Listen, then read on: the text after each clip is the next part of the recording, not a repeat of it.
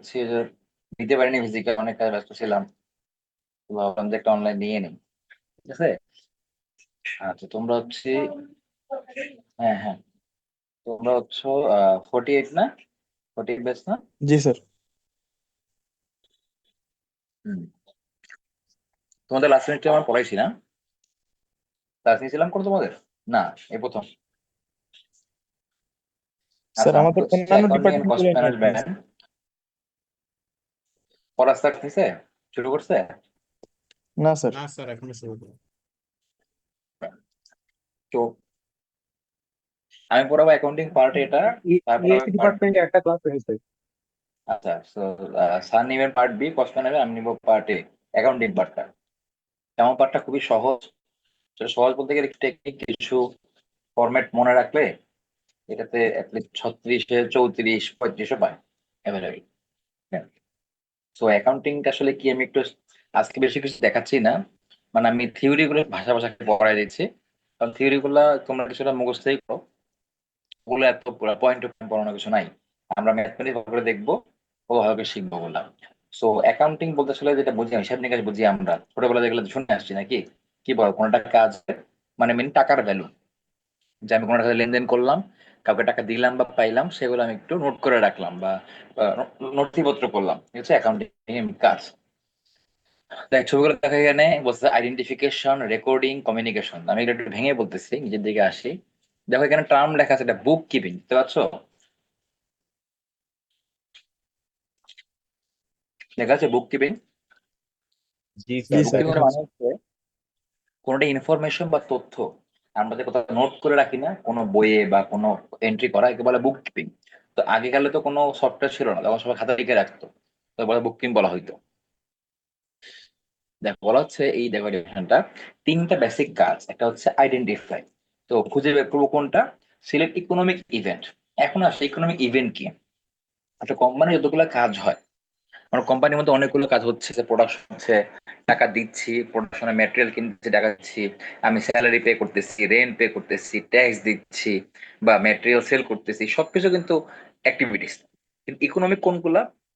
যেই কাজে টাকা পয়সা লেনদেন হয়। একটা বলা হয় ক্যাশ ইনফ্লো আর ক্যাশ আউটফ্লো। তার মানে আমার কোম্পানি থেকে যদি টাকা যদি বাইরে যায় তাহলে বলা হয় ক্যাশ আউটফ্লো, টাকা চলে গেছে। আর টাকা আসলে কি বলবো? Cash inflow. এখন যেই কাজে ইনফ্লো হয় না, আউটফ্লো হয় না, সেটা কিন্তু কোনো ইকোনমিক অ্যাক্টিভিটি না। তার মানে আমাকে যে নোট ডাউন করবো যে আমি এই খাতে খরচ করলাম, এত টাকা খরচ করলাম, মানেটার এই ভ্যালুটা কত, ভ্যালু না থাকলে কিন্তু এটা কোনো ইকোনমিক অ্যাক্টিভিটি না। মানে আমাকে সব কাজের মধ্যে খুঁজতে হবে কোনটা economic activity. As for example মনে করো বললাম যে মালিক আজকে 4 জন লোক হায়ার করলো, মানে 4 জন লোককে ভাড়া করলো, সে কাজে কাজ করাবে। তো আজকে কি কোনো পেমেন্ট করতেছে? দেখো তো, কাউকে হায়ার করলে কি অ্যাডভান্স পেমেন্ট করতে হয়? না স্যার। তাহলে এটা তো একটা ইভেন্ট, বাট এটা ইকোনমিক ইভেন্ট না। মোট কথায় যে কাজকে তুমি টাকায় প্রকাশ করতে পারবা না, সেটা কিন্তু ইকোনমিক না। সো ওগুলো সিলেক্ট করতে হবে।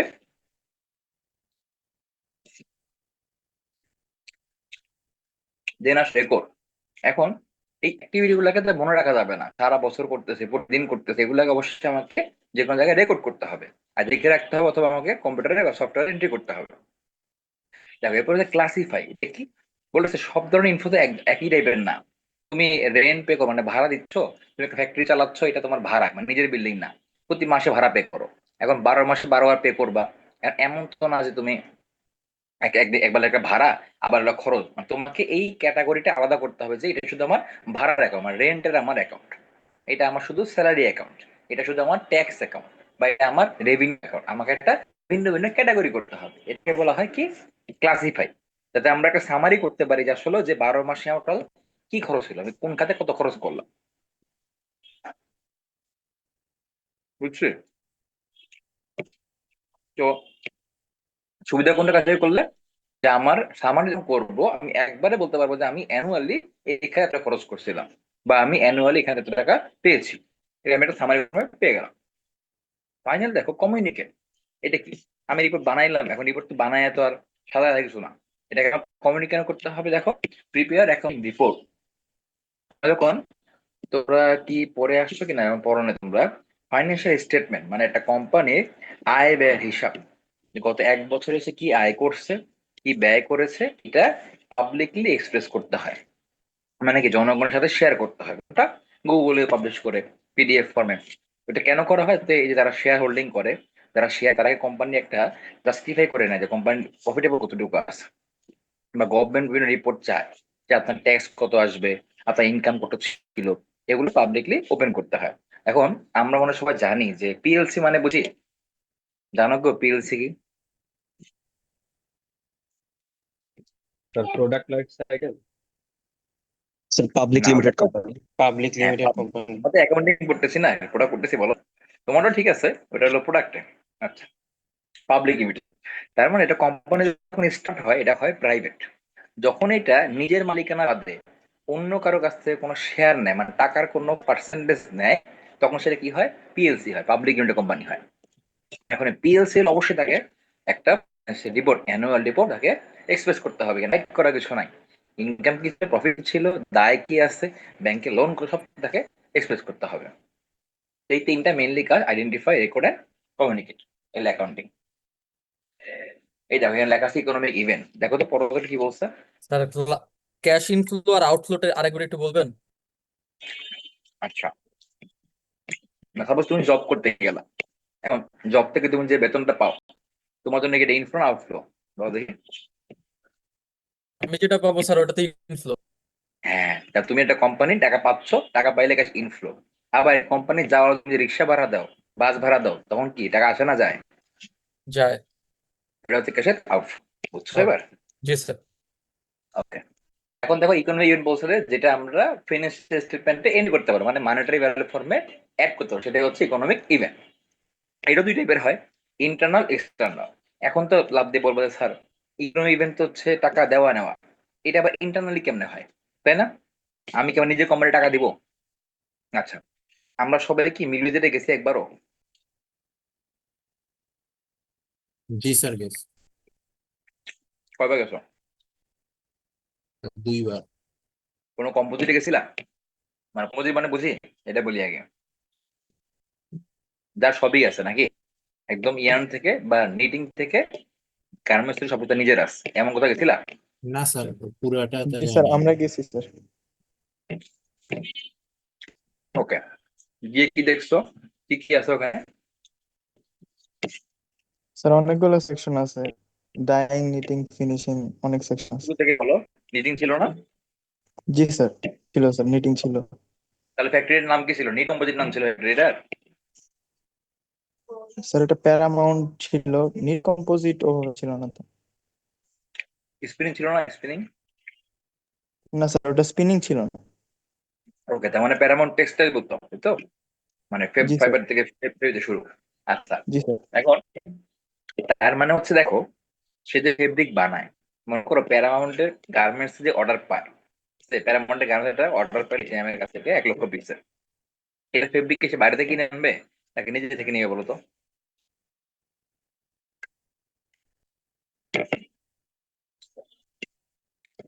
কথা বুঝি নাই।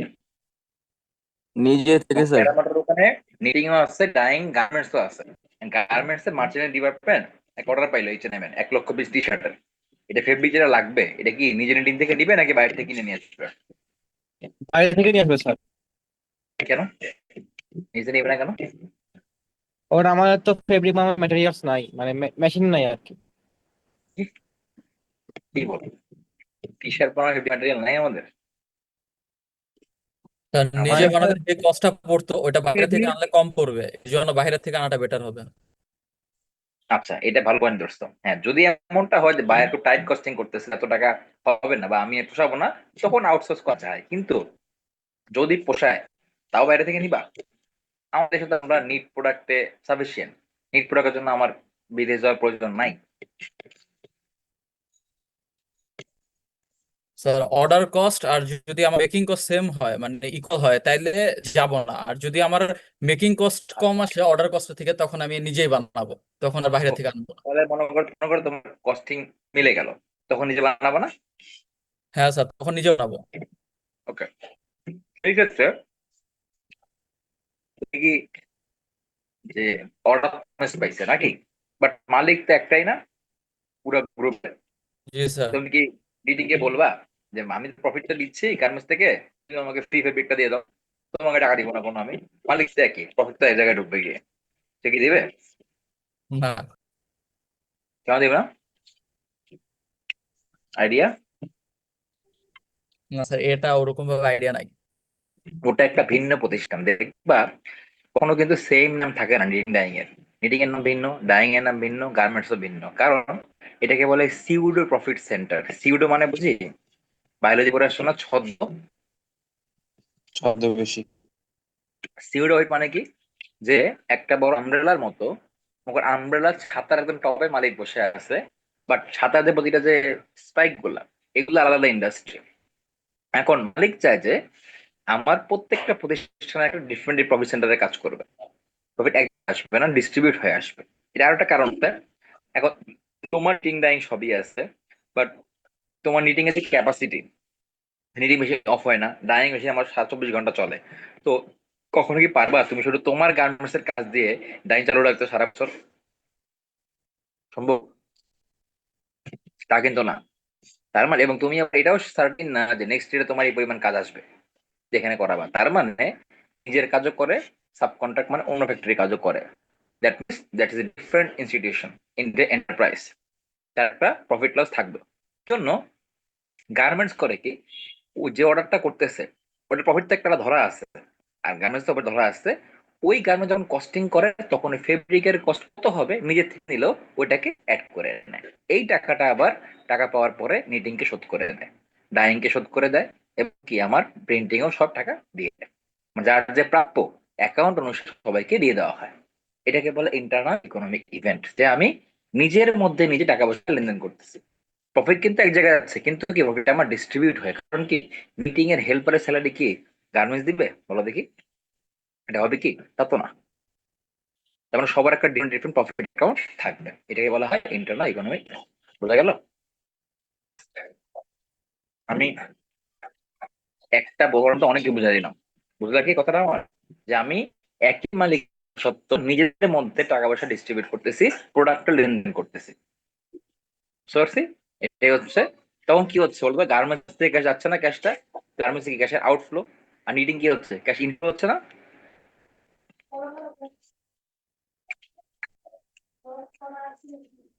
বুঝনি? স্যার এই জায়গাটা আবার একটু বললে ভালো হতো, মানে আউটফ্লো মানে এই যে এখন যেটা বলছেন। এই যে তুমি নিটিং থেকে নিট ফেব্রিক নিট করে নিলা, নিয়ে গার্মেন্টস তৈরি করলা, যখন তুমি টাকা পাইলা বাইরের কাছ থেকে, তখন বাইরে আবার টাকা শোধ করবে না নিটিং এ? যখন শোধ করলা, তোমার গ্যাস ইনফ্লো আউটফ্লো হবে? আউটফ্লো না, আউটফ্লো। নিটিং এর কি হবে? আউটফ্লো হবে। আউটফ্লো হচ্ছে গার্মেন্টস থেকে। ইনফ্লো। তুমি ফেব্রিক তার নিয়েছো, মিটিং এর ইনফ্লো হবে। টাকা শোধ করে দিচ্ছ, নিটিং ক্যাশ ইনফ্লো হবে না? So that are the economic event নাকি? টাকা তুমি দিচ্ছ, টাকা পাচ্ছে। এটা হচ্ছে ইন্টারনাল, মানে কি নিজের প্রতিষ্ঠানের মধ্যে নিজেদের লেনদেন। বুঝতে পারছি? আচ্ছা, এবার আসে এক্সটার্নাল, কি বুঝবো, যে নিজের বাইরে কোনো লেনদেন।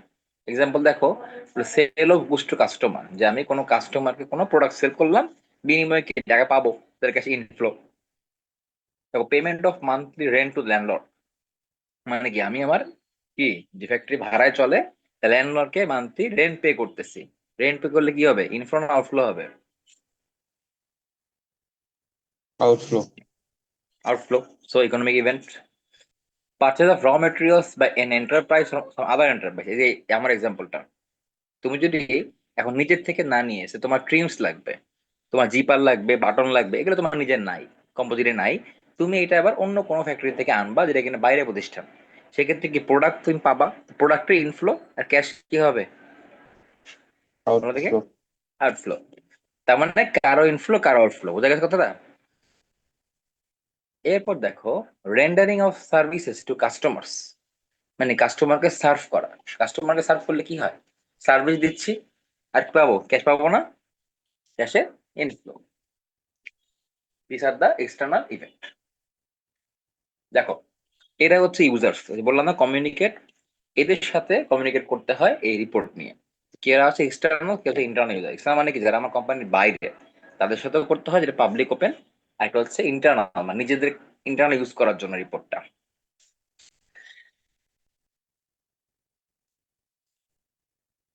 দেখো আমি এই গ্রুপগুলাকে আমি একটু শর্টে পড়াই দিচ্ছি। আমি একটা ফাইল তোমাদের দিয়ে দিব, এটা তোমরা নিজেরা পড়ে নিও, আমি তাও দেখাই দিচ্ছি একটু। এখানে সহজ ভাষায় কথা লেখা আছে, দেখা যাচ্ছে? জি স্যার। স্যার দেখা যাচ্ছে? দেখো এখানে বলছে লেন্ডার, লেন্ডার মানে বুঝি লেন্ডার কে, যে লেন দেয়, ধার দেয় নাকি লেন্ডার। দেখো লেন্ডারের কাজ কি বলতো, লেন্ডার তোমাকে পার্সোনাল কোনো লোন দিচ্ছে। লেন্ডার কিন্তু কোনো মানে ডিড করে বা এগ্রিমেন্ট করে লোন হয় না, যে আমি কোনো দলিল লিখবো বা কোনো আমি এগ্রিমেন্ট করবো, এটা লেন্ডিং না। ওকে, লেন্ডার আমার মুখের কথা ধার দিয়ে দিল কেউ। এখন তুমি একটা বিজনেস শুরু করবা, সেখানে তোমার টাকা কমতে পড়ছে বা তোমার টাকা লাগবে কিছু, তুমি ব্যাংক লোন না করে বন্ধুর কাছ থেকে একটা ধার নিলা, সে 1 লাখ 2 লাখ ধার নিলা, এটা কি তুমি এগ্রিমেন্ট করে নিবা 1 লাখের জন্য? তাই না, এগুলো ভার্বালি হয় না মৌখিক কথায়? আচ্ছা, এখন তুমি যখন ব্যবসাটা করতেছো, এখন ওই যে লেন্ডার ধার যে ধার দিল, সে তো শুধু টাকাটা ব্যাক নেবে নাকি? তোমার সাথে কোনো প্রফিট নিয়ে কথা হয়েছে এখানে? তোমার যখন কোনো ধার নাও বন্ধুর কাছ থেকে, কি বলে নাও তোমাকে আমি এটা সুদ দিব, প্রফিট দিব, বলে নাও? না স্যার। তার মানে এটা একটা ভার্বাল একটা কোনো ফিডব্যাক নাই, জাস্ট শুধু লেন্ডিং হচ্ছে, একটা টাইম পরে টাকাটা তাকে ব্যাক দেওয়া হবে। তার মানে লেন্ডারের কাজ শুধু টাকাটা দেওয়া এবং টাকাটা একটা টাইম পরে ব্যাক পাওয়া। আর কোম্পানির প্রফিট গেইন, কোম্পানির ইন্টারেস্ট বা কোম্পানির প্রফিটেবিলিটির উপরে কিন্তু তার কোনো চিন্তা থাকবে না, বুঝলি লেন্ডারের কথা। ঠিক উল্টাটা আসো শেয়ার হোল্ডার। আমরা শেয়ার হোল্ডার মানে বুঝি, শেয়ার হোল্ডার মানে কিন্তু কোম্পানির কেউ মালিক না। যখন কোম্পানিটা পিএলসি হচ্ছে, সে শেয়ার হোল্ডিং কেন হচ্ছে দেখো, কোম্পানি যারা এক্সপ্যান্ড করতে, প্রোডাকশন বাড়াবে বা ফ্যাসিলিটি বড় করবে, এই ক্ষেত্রে মনে করছে তার 500 কোটি টাকা দরকার বা 100 কোটি টাকা দরকার, সে 100 কোটি টাকা তাকে লোন করতে হবে, নিজে থেকে লোন করবে সে। এখন লোন করতে গেলে কি হবে, ব্যাংক থেকে লোন নিবে, এখানে কিছু মর্টগেজ দিতে হবে, তার কোন প্রপার্টি হিসাবে কি, ওই লোনের রেখে তাকে আবার ব্যাংকে একটা হাই পরিমাণে সুদ দিতে হবে, মানে ইন্টারেস্ট পে করতে হবে। এখন কি পিএলসি কেন হয়েছে দেখো, সে আমি এক জায়গা থেকে লোন না নিয়ে এখন কি আমি আম জনতাকে আমার ফ্যাক্টরি পার্ট করবো, কিভাবে করবো? এখন আমি একটা কল করবো যে আমি প্রতিটা শেয়ার ছাড়বো, একটা শেয়ারের মূল্য আছে 1,000 টাকা, একজন 10টা শেয়ার কিনতে পারবে, এভাবে একটা শেয়ার রিলিজ করলাম। এখানে সবাই এই কয়েকটা শেয়ার লিমিট কিনতে পারবে, রেস্ট্রিক্ট করা আছে। সবাই এখন এই যে টাকা ইনভেস্ট করবে কোম্পানিতে, কোম্পানির উদ্দেশ্য হচ্ছে টাকাটা পাওয়া, পেয়ে বিজনেস করা, প্রফিট করবে। এখন এই যে লোক টাকা দিচ্ছে না, এই টাকার বেজে একটা এগ্রিমেন্ট থাকবে যে এত পার্সেন্ট হারে তাকে সুদটা দিবে। কোনটা কোম্পানি তাকে প্রফিট শেয়ারই করবে, মানে প্রফিট যে কোম্পানি গেইন করবে, সেই প্রফিট থেকে কোম্পানি এত পার্সেন্ট হারে ওই শেয়ার হোল্ডারকে টাকা বুঝাই দিবে। কথাটা বুঝছি? এটা হতে পারে মান্থলি বা 4 মাসে এক বা 6 মাসে বা বছর হতে পারে, এটা যেভাবে একদিন যেভাবে করে। এখন দেখো শেয়ার হোল্ডারের কিন্তু জমা এই রিপোর্টটা খুব প্রয়োজন, কারণ যখন সে বিনিয়োগ করবে কোনো কোম্পানিতে, অবশ্যই তাকে আগে ওই কোম্পানির হিস্ট্রি জানতে হবে। ওই কোম্পানির প্রফিট কিরকম হয়, রেগুলার প্রফিট কেমন করে, কোম্পানির দায় কিরকম, ব্যাংকে মর্টগেজ কিরকম আছে, বা কোম্পানি ঠিকমতো স্যালারি পে করে কিনা, তার প্রোডাক্টের রেভিনিউ কত আসে, প্রোডাক্টটা কেমন মার্কেটে কেমন চলে, এইসব চিন্তা ভাবনা তাকে শেয়ার হোল্ডিং করা উচিত। বাট আমাদের দেশে কি হয়, এগুলো না শুনে ওই যে চোখ দিয়ে না দেখে, কি কান দিয়ে দেখে দেখে ইনভেস্ট করে ফেলে। ওকে, এই হচ্ছে মেইনলি ঘটনাটা। সো উদ্দেশ্য ব্যবসা করা, প্রফিট প্রফিট পার্সেন্ট একটা শেয়ার করে দেওয়া হয়। ওকে, এটা পড়ে নিও। দেখো গভর্নমেন্ট, দেখো সো গভর্নমেন্ট যেহেতু আমরা একটা টেরিটরি বা আমরা একটা লোকালিটির মধ্যে বিজনেস করতেছে, প্রতিষ্ঠানগুলো অবশ্যই গভর্নমেন্ট রুলস মানতে হবে, বিজনেস ল মানতে হবে। সে এখানে আমি কমপ্লায়েন্স ঠিক আছে কিনা, আমি এনভায়রনমেন্টের ক্ষতি করতেছি কিনা কোনো, বা আমি যে প্রোডাক্ট বানাচ্ছি সেই প্রোডাক্ট থেকে কোনো হার্মফুল কিছু হচ্ছে কিনা, বা আমি ঠিক মতো কোম্পানিতে আমি কমপ্লায়েন্স মানি কিনা, ওয়ার্কার স্যালারি পে করি কিনা, বা আমার কিরকম আয় হচ্ছে, কিরকম ট্যাক্স দিচ্ছি কিনা, সবকিছুর জন্য আসলে গভর্নমেন্ট আমাকে একটা চাইলে যে কোনো সময় রিপোর্টটা সে নিতে পারে, দেখতে পারে। আবার এগুলোতে কিছু পলিসি সেট করা হয় যে আমার দেশে এখন কোন ইন্ডাস্ট্রি প্রমোট করা দরকার, যেমন আমাদের এই টেক্সটাইল ইন্ডাস্ট্রি খুব সময় খুব প্রায়োরিটি পায়, কারণ কি আমরা হাই পরিমাণে কি এক্সপোর্ট আর্নিং করি। সেই ক্ষেত্রে টেক্সটাইল ইন্ডাস্ট্রি, টেক্সটাইল এই ফ্যাক্টরি গুলার যে রিপোর্ট যে অ্যানালাইজ করা যায়, যে আর কি কি ইনসেন্টিভ পাইলে বা কি সুবিধা পাইলে এই ফ্যাক্টরিগুলো আরো গ্রো করতে পারবে, এগুলো নিয়ে কিছু পলিসি মেকিং ক্ষেত্রে এই রিপোর্ট গুলো ইউজ করে। আবার কিছু দেখা যায় কি যে আমরা ট্যারিফ, বুঝো ট্যারিফ, যখন তুমি কোনো আহ, দেশে প্রোডাক্ট সাপ্লাই করা, প্রোডাক্ট ইম্পোর্ট করবা, সেটা একটা ব্যারিয়ার থাকে, একটা ট্যারিফ পার্সেন্ট পে করতে হয়। এখন মনে করো আমরা আমার দেশে আমরা খুব পরিমাণে যে আরএনজি বানাচ্ছি, আমরা আবার কিন্তু কটন ফাইবার নাই, মানে অ্যাকচুয়ালি আমরা কিন্তু আরএনজি প্রোডাক্ট বানাই না, আমরা এটা কনভার্ট করি। মানে আমরা ফাইবারটা বাইরে থেকে কিনে নিয়ে আসতেছি, ইম্পোর্ট করতেছি, সেই ফাইবারটাকে আমরা বিভিন্ন স্টেপে কি সাবসিকুয়েন্ট স্টেপে আমরা কনভার্ট করতে করতে গার্মেন্টসে বানাচ্ছি। সো এখন গভর্নমেন্ট চিন্তা করে যে আমার দেশে তো খুব পরিমাণে প্রফিট হচ্ছে এই ব্যবসাটাতে, আমরা কটন যে ইম্পোর্ট করে ইম্পোর্ট ট্যাক্স কিছু কমাই দিই। এটা একটা পলিসি হতে পারে যে এটা কমালে আরো বেশি করে ইন্ডাস্ট্রি গ্রোথ হচ্ছে। সো এই ধরনের কাজ করার ক্ষেত্রে গভর্নমেন্ট ইউজ করে। এরপর দেখো রেগুলেটরি এজেন্সি। রেগুলেটরি এজেন্সি দ্বারা কিনা এই বিজনেস রুলস ফ্যাক্টরি গুলো মানে কিনা এগুলোকে ফলো আপ করে, যে আমাকে রুলস ভায়োলেট করলাম কিনা, বা আমি কি ঠিক মতো যে ট্যাক্স পে করতেছি কিনা, আছে আমি যে বিজনেসে যে আমার নিয়ম কানুন গুলো মানতে হয়, আমি কোথায় স্থাপন করলাম, আমার ফ্যাক্টরি লোকেশন কোনটা, আমার এখান থেকে ট্রান্সপোর্ট কিরকম আমার করতে হচ্ছে। কারণ এখন সবাই তো এনভায়রনমেন্টে কনসিয়াস, যে ট্রান্সপোর্ট বেশি মানে কিন্তু কার্বন ফুটপ্রিন্ট বা যে কার্বন এমিশন এগুলো দেশে সবাই ইগার বেশি। সো এইগুলা প্রপার্টিস চেঞ্জ করার জন্য রেগুলেটরি এজেন্সি চাইলে আমার রিপোর্টটা দেখতে পারে। এখন যদি তুমি পিএলসি এ থাকো, অফকোর্স তুমি তোমার রিপোর্ট পাবলিক করবা, আর না হলে তোমার কাছে রিপোর্টটা তারা চেয়ে নিতে পারে। এরপর দেখো 5 নম্বর দেখো এক্সটার্নাল অডিটর। অডিটর মানে বুঝি যারা নিরীক্ষা করে। সো একটা হচ্ছে পরীক্ষণ, একটা হচ্ছে নিরীক্ষণ। মানে প্রথমত এক্সামিনেশন, দেন হচ্ছে অডিট। যে এক্সাম করে যে রেজাল্ট পাবো তার উপরে ভ্যালিডিটি ঠিক আছে কিনা। এখন এদের কাজ হচ্ছে এক্সটার্নাল, তারা হচ্ছে গভর্নমেন্টের একটা পার্টি। তাদের কাজ হবে তুমি যে প্রফিটটা বললা যে লাস্ট ইয়ারে আমার এত লস হয়েছে, বা আমি এত তুমি ম্যাক্সিমাম ফ্যাক্টরি গুলো করে কি আয় কমায় দেয়, ব্যয় বেশি দেখায়, তাতে কি তাদের প্রফিট কম আসে, ট্যাক্সও কম পে করতে হয়। কারণ আমরা যারা ইনকাম করি, আমাদের ইনকাম ট্যাক্স, আর কোম্পানিগুলো দেয় প্রফিট ট্যাক্স, মানে প্রফিটের উপর একটা ট্যাক্স পে করে। প্রফিট কম থাকলে ট্যাক্স ফাঁকি দিতে পারে তারা। তো এই জন্য আসলে সে যে রিপোর্টটা করলো, যে এই রিপোর্টটা ভ্যালিড হবে না ততক্ষণ না পর্যন্ত কোনো এক্সটার্নাল অডিটর এটাকে অ্যাপ্রুভ করে। তার মানে একটা কোম্পানি রিপোর্ট তৈরি করলেই কিন্তু পাবলিক ওপেন করার যোগ্য না। তাকে রিপোর্ট ড্রাফট করার পরে এই রিপোর্টটা অডিট সাবমিট করতে হবে। এক্সটার্নাল অডিটররা তখন বিভিন্ন ডকুমেন্ট মিলায় দেখবে আসলে আসলে লেনদেন কি ছিল। তুমি যে লিখলা গত বছর তুমি 1 কোটি টাকা আর্ন করলা, তার এগেইনস্ট সাপোর্টিং ডকুমেন্ট কোথায়, রসিদ দেখবে, ভাউচার দেখবে, বা এলসি দেখলো, সেলস কন্ট্রাক্ট দেখলো, ওটা তারা ম্যাচ করবে। তারা ম্যাচ করে তারা স্যাটিসফাইড হলে তারা অ্যাপ্রুভ করবে, তখন তুমি এটাকে কি এক্সেস করতে পারবা। তো এটা একটা বড় একটা জায়গা ওর জন্য। এরপর দেখো ট্যাক্সিং অথরিটি। এদের কাজ এটা আগেও বলছি যে কতটুকু ট্যাক্স পেয়েবল হচ্ছে এটা ক্যালকুলেট করা। সো এটা আগেই ট্যাক্সটা পে করে দেওয়া না, আগে এদের কাছে রিপোর্ট দিতে হয় যে আমার আয় ব্যয় ছিল, আমার এতটা ট্যাক্স আসতেছে, ভেরিফাই করার পরেই তুমি ট্যাক্সটা পে করতে পারবা। দেন ফাইনাল হচ্ছে এক্সটার্নালের মধ্যে আছে কাস্টমার কনজিউমার গ্রুপ। এটা খুব বেশি ইম্পর্টেন্ট না, কারণ আমি অ্যাজ এ কনজিউমার পার্থক্যটা বুঝি নাকি। কনজিউমার হচ্ছে যে কিনা ফাইনাল ইউজার, মানে যে কিনা ফাইনালি প্রোডাক্ট ইউজ করে সে হচ্ছে কনজিউমার। আর ফ্যাক্টরি থেকে প্রোডাক্টটা কনজিউমারের কাছে যারা পৌঁছায় তারা হচ্ছে কাস্টমার। সে আমি যদি বলি যে আমরা যখন আরএমজি প্রোডাক্ট বানাই, আমাকে মনে করো H&M অর্ডার প্লেস করলো, আমরা হচ্ছে ম্যানুফ্যাকচারার, H&M হচ্ছে কাস্টমার, আর যে ফাইনালি কিনে সে হচ্ছে কি কনজিউমার। বুঝতে পারলো কথাটা কি বললাম? যে প্রোডাক্ট বানায় সে কি কথা শোনা ম্যানুফ্যাকচারার। যাচ্ছে না? ম্যানুফ্যাকচারার। আর যে ফাইনালি কিনে সে কি কনজিউমার, মাঝখানে সবাই কি কাস্টমার। ওকে।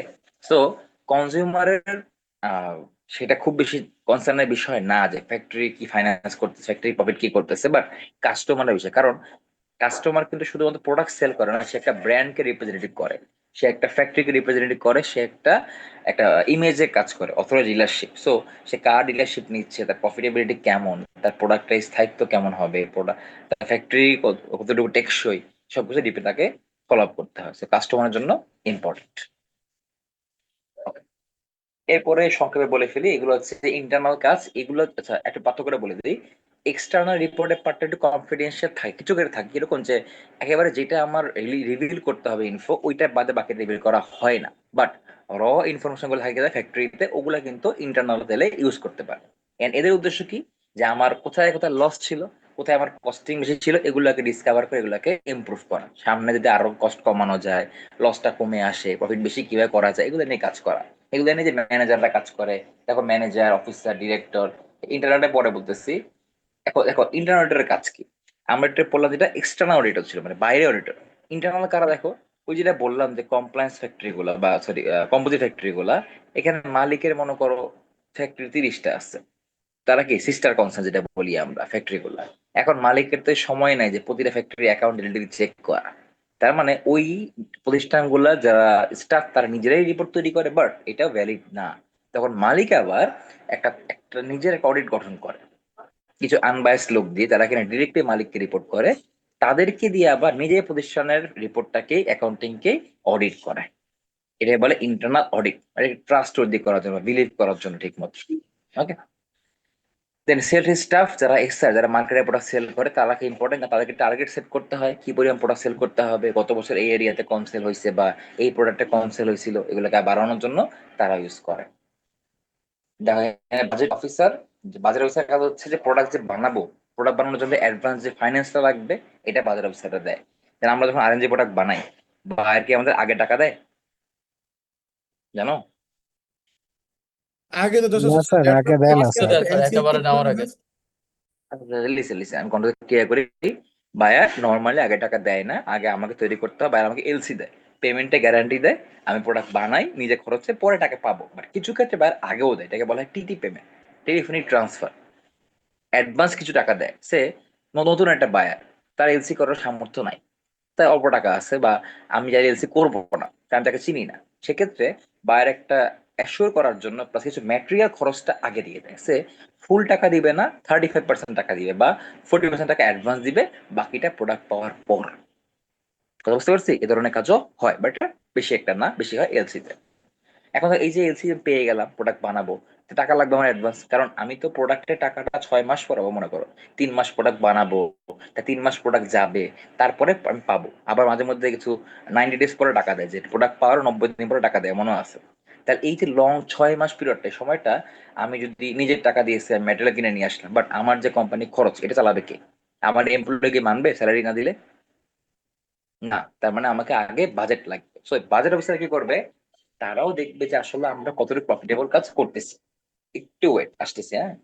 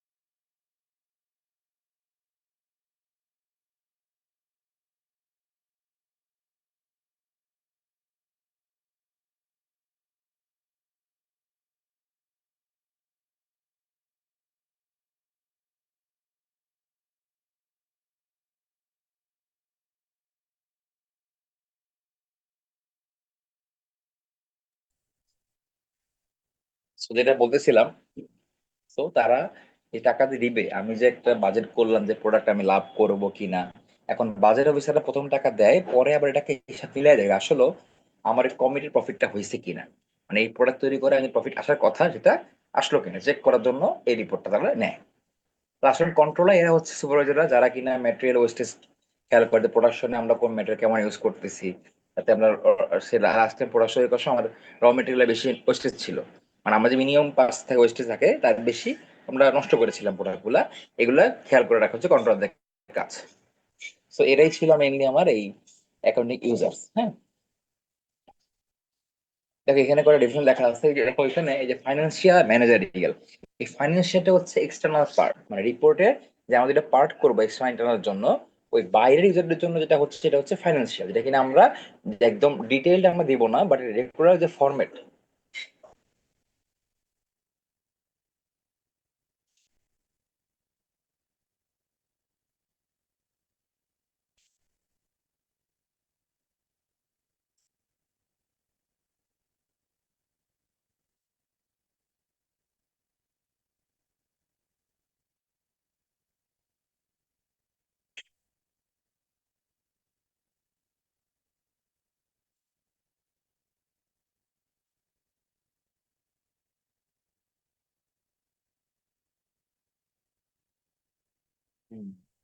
শুনতে পাচ্ছ? হ্যালো? জি জি স্যার, স্যার, শোনা শোনা যায়। যাচ্ছে। স্যার শোনা চেঞ্জ যাচ্ছে। দেখা যায় না। যেটা স্যার বললাম, শোনা দেখো ফিনান্সিয়াল আর ম্যানেজারিয়ালটা, তখন যেটা বললো স্যার যে স্ক্রিন দেখা যায় না। বাইরের লোক, বাইরের লোকের জন্য আমার যে রিপোর্টটা, মানে যেটা কিনা আমরা সাইড দেখা যাচ্ছে না। আহ,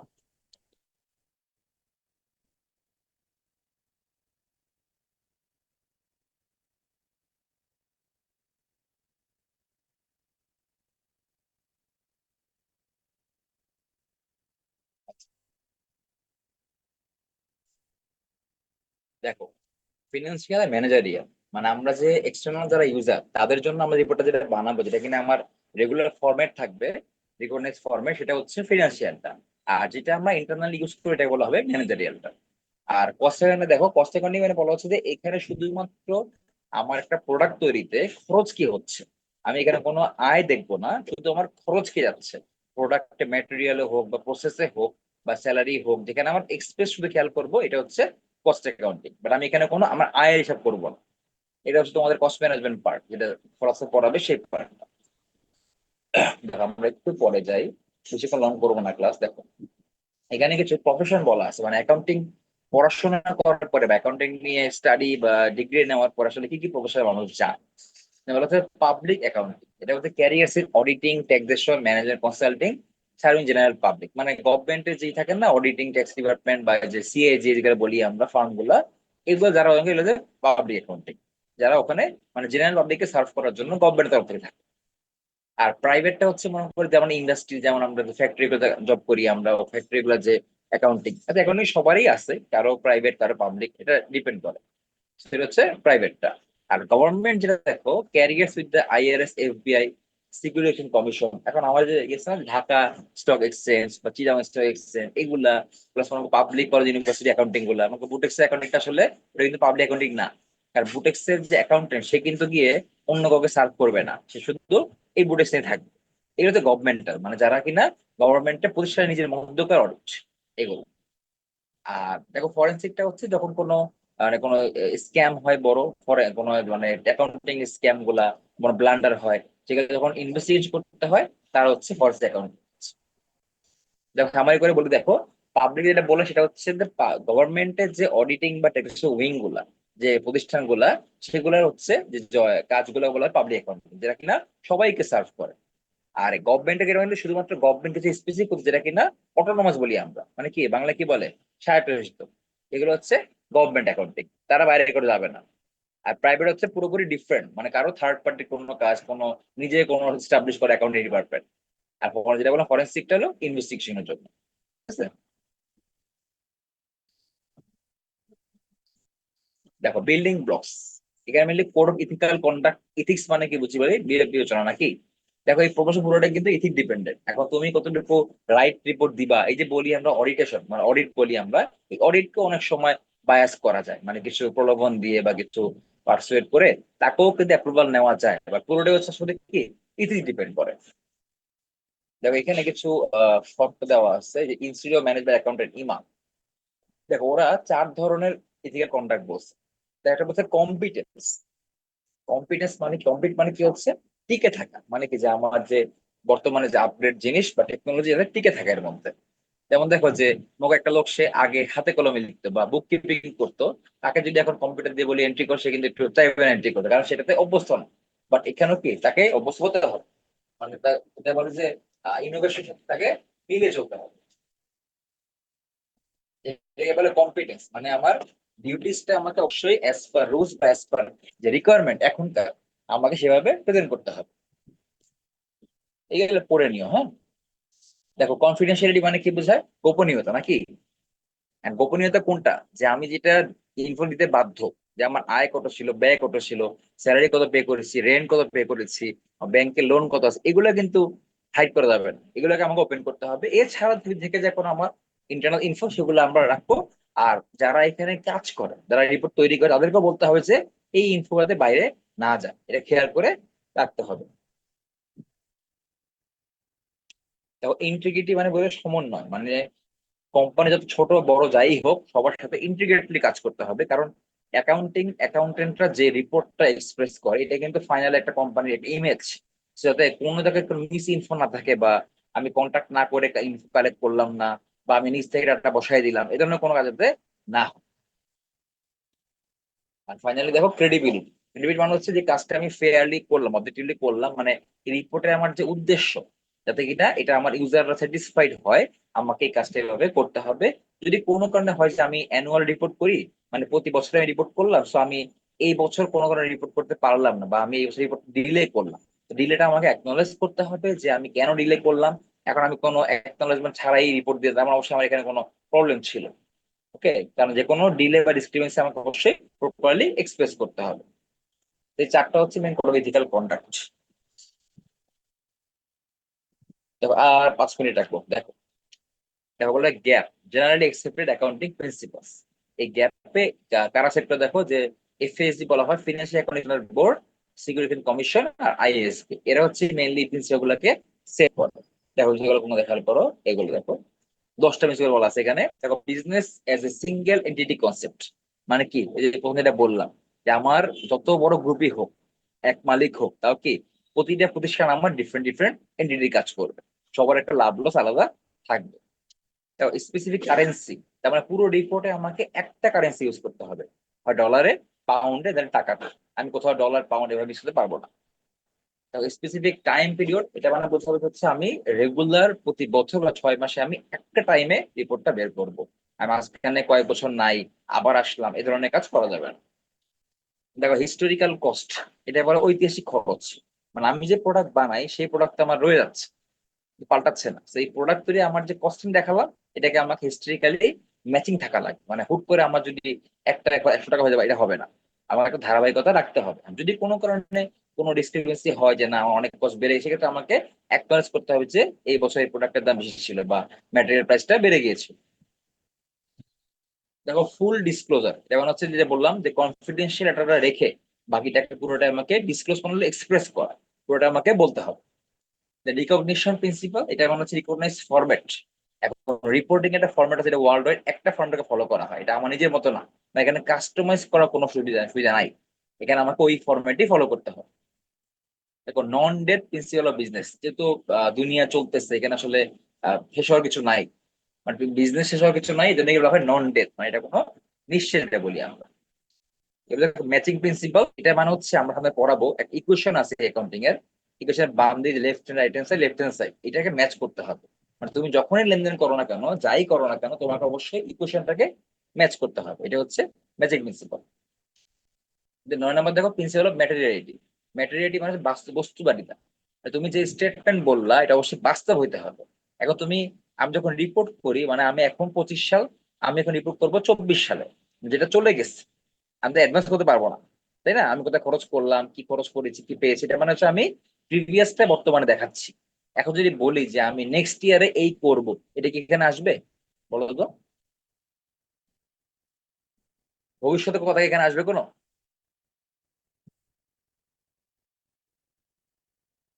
হ্যালো, স্যার। আসবে কি? আসবে না, তার মানে এটা হলো বাস্তব না। তার অবশ্যই আমি যে স্টেটমেন্ট দিচ্ছি এগুলো পাস্ট ফর্মে থাকতে হবে। প্রিন্সিপাল অফ কনজারভেটিভ অ্যাকাউন্টিং, মানে আমি যেভাবে লেনদেন করি না কেন, অ্যাকাউন্টিং এর নীতিগুলোকে আমাকে কনজার্ভ বা সংরক্ষণ করতে হবে। ওকে, এগুলো যে ইথিক্স ডিপেন্ডেন্ট কথাবার্তা এগুলা। So, এই ডাব্লিউএস বাকি আছে। দেখো অ্যাকাউন্টিং অ্যাজাম্পশন, একটা বলা হয় মনিটারি ইউনিট, একটা বলা হয় ইকোনমিক এন্টিটি। ওকে, মনিটারি ইউনিট কোনটা দেখো, বলছে এখানে আমি মনিটারি ভ্যালু যাই থাকুক, আমার এটা যেখানেই খরচ হোক, আমি যেটাই পাই সেটাই আমি as an economic activity entry করি। আর ইকোনমিক অ্যাক্টিভিটি বলা হয় এখানে আমি যে প্রোডাক্ট তৈরি করতেছি, এখানে অবশ্যই কি মালিক ইনভেস্ট করে, আর মালিক উত্তোলন করে না কোনো টাকা, বলো তো? মানে উত্তোলন করে নাকি? এখন এই যে আমার কোনোটা বিজনেস আমি, মালিক ইনভেস্ট করতেছে, আবার কি বলে টাকা উত্তোলন করতেছে, আবার আমি প্রোডাক্ট সেল করে টাকা পাচ্ছি, আবার খরচ টাকা পে করতেছি। এখন এই যে আমার প্রোডাক্টটা অপারেশনটা, যে প্রোডাক্ট তৈরির যে খরচ আর আয় ব্যয়, আর মালিকের আয় ব্যয়টা আমি আলাদা করে দেখাবো। এখানে বলা হয় যে মালিক ক্ষেত্রটা ভিন্ন থাকবে আর প্রোডাক্টেরটা ভিন্ন থাকবে, মানে মালিকের ইনভেস্টমেন্ট আর উইথড্র, এটা আলাদা অ্যাকাউন্টে ক্যালকুলেট করতে হবে। আর প্রোডাক্ট সেল করে কি পাই আর কি খরচ হয় ওই তৈরিতে, এটা আলাদা করে আমাকে হিসাব করতে হবে। এই পার্থক্য, মানে প্রথমত বলা হবে যে যে যাই নেক সবগুলো আমি একাধারে এন্ট্রি করবো, আর এখানে কি হবে ডিফারেন্ট। যেমন দেখো দেখাই, এই দেখো এটা হচ্ছে অ্যাকাউন্টিং ইকুয়েশন। এই দেখো অ্যাসেট সমান বলা হয় লায়াবিলিটিস প্লাস ইকুইটি। এই যেখানে খেয়াল করো, ওনার্স ক্যাপিটাল মানে কি বলতো, বাংলায় বলতো কি ওনার্স ক্যাপিটাল? ওনার মানে কি মালিক, ক্যাপিটাল মানে কি মনে আছে, পড়ছিল আগে? মূলধন বা পুঁজি। মূলধন স্যার। আচ্ছা, এখন আবার ড্রয়িং মানে কি? উইথড্র, উত্তোলন। এটা হচ্ছে ইকোনমিক এন্টিটি কনসেপ্ট। দেখো এখানে কি করে, দেখো এই যে ওনার কি দিল আর ওনার কি নিল বিয়োগ করে, এটা কি বলছে, কমন স্টক। যে ওনারের দেয়া নেওয়ার পরে ব্যবসায় কি আছে। আর এই রেভিনিউ মানে জানো কি বলতে পারবা? রেভিনিউ, মানে প্রোডাক্ট রেভিনিউ সেল মানে কি, করে প্রফিট। টোটাল কত টাকা ইয়া হ্যাঁ করা হচ্ছে রাইট, আমার আর্নিং কি, এটা হচ্ছে প্রোডাক্ট সেলের কি পাইলাম, আর এক্সপেন্স কোনটা, ওই তৈরিতে আমার খরচ কি ছিল নাকি। এই যে এই ইকোনমিক এন্টিটি বলা হয় যে আমার মালিকের পার্ট ভিন্ন, অপারেশনের পার্ট ভিন্ন। এটাই হচ্ছে ইকোনমিক এন্টিটি কনসেপ্ট। এটা আমরা ক্লাসে পড়বো পরে, ঠিক আছে। ওকে, লাস্ট দেখো হচ্ছে ফর্ম অফ ওনারশিপ, মানে মালিকানা। মালিকানা কয় ধরনের হয়? দেখো 3 ধরনের: প্রোপ্রাইটরশিপ, পার্টনারশিপ আর কর্পোরেশন। দেখো প্রোপ্রাইটর কাকে বলা হয়? যেটা ব্যক্তি মালিকানা, মানে একা একজন মালিক। কখনো মানে বাইরের দোকানে দেখা যায় না, লেখা থাকে যে প্রোপাইটর বা প্রোপা, খেয়াল করছো কখনো? ওটা মনে হচ্ছে জি একা স্যার। একজন মালিক, ওখানে কোনো sharing, own by 1 person. Owner is often manager operator, মানে সে নিজেই ম্যানেজ করে, সে নিজেই অপারেট করে। Owner receives any profit, owner receives any profit, suffers any loss, মানে যে কোনো প্রফিট হোক এটা ওনার পাবে, লস হলে কি ওনারই থাকবে। And is personally liable for all debts, মানে কি যে কোনো ঋণের জন্য সে একাই কি দায়ী, আর কেউ এখানে দায়িত্ব আসবে না, তবে এটা একাই। সো পার্টনারশিপ কোনটা বলবে? অবশ্যই একের বেশি, মানে 2 or more। আমাদের বলা হয় যে 2 থেকে 50 জনের মধ্যে কি থাকে জানো, হয় আমার partnership, 2 or more person. So often retail and service type, মানে একটু বড়, সিঙ্গেল কোনো দোকানপাট না, একটু বড় সড়ো কোনো বিজনেস। বলা হয় জেনারেলি আনলিমিটেড পার্সোনাল লায়াবিলিটি। তার মানে কি, আগেরটা কি ছিল, দেখো একা মালিকে একাই ছিল। এখন যেহেতু পার্টনারশিপে সে তারা 3 বছরের এগ্রিমেন্ট করলো, 5 বছরের এগ্রিমেন্ট করলো, এখন এর মধ্যে যদি কোনো লোন করা হয়, এটা কিন্তু কারো পার্সোনাল লোন, এটা কি কোম্পানি লোন না, ব্যবসার লোন না, বাট এখানে প্রত্যেকটা পার্টনারই কিন্তু এখানে লায়াবল। এখন যতদিন আমার এই লোন শোধ না হবে, আমার কিন্তু লায়াবিলিটি থেকে মুক্ত হওয়ার কোনো উপায় নাই, আছে কি বলো? না, কারণ because of the partnership we are liable to pay the remaining balance. এখন যদি এটা কোশ্চেন আসে যে সে 5 বছর এগ্রিমেন্ট করলাম, আমি 3 বছর পরে গিয়ে একটা লোন করলাম 10 বছরের জন্য, এখন আমার তো এগ্রিমেন্ট শেষ, তখন কি লায়াবল থাকবো? তখন তোমাকে অ্যাজ এ পার্টনার আবার এই পার্টনারশিপে রিনিউ করতে হবে ওই লোন শোধ করা পর্যন্ত। ওকে, এবার আসো পার্টনারশিপ এগ্রিমেন্ট। অবশ্যই পার্টনারশিপ যখন হবে একটা প্রপার এগ্রিমেন্ট থাকবে। এগ্রিমেন্টটা কিরকম, যে গভর্নমেন্টের কোনো স্ট্যাম্পে লেখা থাকবে, এন্ড গভর্নমেন্টে কোনো স্ট্যাম্পে যে কোনো কিছু লিখে সাইন করা, মানে এটা কিন্তু লিগ্যাল হয়ে যাওয়া। এখন যদি কোনো পার্টনারশিপ ভার্বালি হয়, যে আমি মুখে কথা পার্টনারশিপ করলাম বাট কোনো ডকুমেন্ট নাই, এই ক্ষেত্রে কিন্তু যদি কেউ কোনো ভায়োলেট করে, কোনো রুলস বা কোনো শেয়ার ভায়োলেট করে, এখানে কিন্তু লিগ্যাল অ্যাকশন যাওয়া যায় না। বাট যদি কোনো স্ট্যাম্প করে নাও, সেক্ষেত্রে তুমি একটা লিগ্যাল অ্যাকশন যেতে পারবো। দেখো ফাইনালি হচ্ছে কর্পোরেশন, মানে একটা সংগঠন। তোমরা বিভিন্ন ক্লাব করো না ইউনিভার্সিটিতে, ক্লাবে যারা মেম্বার হয়, তাও কখনো কাউকে ফোর্স করে নিয়ে আসো? না কি স্যার। স্যার, হ্যাঁ তো করা হয়। বাট তোমাদের একটা ই থাকে না, গঠনতন্ত্র থাকে না, একটা একটা মূলনীতি, জি স্যার। যে ক্লাব কিভাবে চলবে, মেম্বারশিপ, মেম্বার কারা হবে, মেম্বারশিপ হওয়ার যোগ্যতা কি, সে একটা এরিয়া বেঁধে, কোন একটা একটা লোকালিটি বেজে, বা একটা কোন একটা ক্যাটাগরি করে নেওয়া। এখন এটা হচ্ছে কি, দেখো এখন তার মানে এই কর্পোরেশনে কিন্তু একা মালিক না, এখানে সবাই কিন্তু এর একটা কমন একটা শেয়ার। ওকে, এখন দেখো বলতেছে separate legal entity organize under state corporation law. এখন যে কোনো সংগঠন করার জন্য কিন্তু নিজের ইচ্ছা মতো করা যাবে না, অবশ্যই গভর্নমেন্টের একটা কর্পোরেশন ল মেনে এটাকে রেজিস্ট্রেশন করতে হবে প্রপারলি। যেমন তোমরা যখন ইউনিভার্সিটি কোনো ক্লাব ওপেন করো, তোমরা ডিরেক্টলি একাই করতে পারো? তোমাদের অর্গানাইজ করতে হয়, পরিণত না করতে হয়, স্যার। এটাকে পাস করাতে হয় না, ইউনিভার্সিটির অনুমতি লাগে না। সেগুলো হচ্ছে আমার যেমন গভর্নমেন্টের অনুমতি লাগে। তুমি খেয়াল করে দেখো যে লেখা থাকে যে অমুক জায়গার বৃহত্তর অমুক সমিতি, রংপুর সমিতি, বাংলাদেশ সমিতি, এগুলো কিন্তু কোনো নিজের ইচ্ছা মতো না, এগুলো ভ্যালিড থাকতে হয় কি গভর্নমেন্টের পারমিশন নিয়ে। দেখো লাস্ট হচ্ছে লিমিটেড লায়াবিলিটি। এটা এখানে লিমিটেড কেন বলতেছে? নিয়ম কারণ হচ্ছে এখানে কিন্তু কোন সংগঠনে কারো এন্ট্রি এক্সিটটা কোনো নিয়মের মধ্যে পড়ে না। যে কেউ চাইলে এন্ট্রি করতে পারে, যে কোনো সময় এখান থেকে এক্সিটও করতে পারে। তার মানে এই কোম্পানি বা কর্পোরেশনে কোনো স্টকে বা কোনো শেয়ারের জন্য কিন্তু কেউ পুরোপুরি লায়াবল থাকবে না, যে কোনো সময় সেটা লিস্ট করতে পারে। ওকে, সো বলা হয় যে একা হচ্ছে প্রপার্টরশিপ, 2 থেকে 15 জনের মধ্যে হয় পার্টনারশিপ, 50 আপ চলে গেলে সেটা হয়ে যায় কর্পোরেশন বা সংগঠন। ঠিক আছে, ওকে, আমাদের এই চ্যাপ্টারে মোটামুটি থিওরি পার্ট শেষ। আমরা নেক্সট উইক থেকে ক্লাসে ইনশাল্লাহ এই এই কোশ্চেন গুলো থেকে ম্যাথ করা থেকে শুরু করবো। ঠিক আছে, রাত হয়ে গেছে, আজকে স্লাইডটাকে আমাদেরকে দিয়ে দেওয়া হবে। স্লাইড দিয়ে দেবো, ক্লাসরুম ওপেন করি, ক্লাসরুম ওপেন করে দিয়ে দেবো। জি স্যার, ওকে। ঠিক আছে সবাই, আল্লাহ হাফেজ। হ্যাঁ, সবাই থ্যাংক ইউ রাত আসার জন্য। অ্যাটেন্ডেন্স সবাইকে দিয়ে দিব, সমস্যা নেই। আজকে 2টা ক্লাস হবে অ্যাটেন্ডেন্স। ঠিক আছে। আসসালামু আলাইকুম।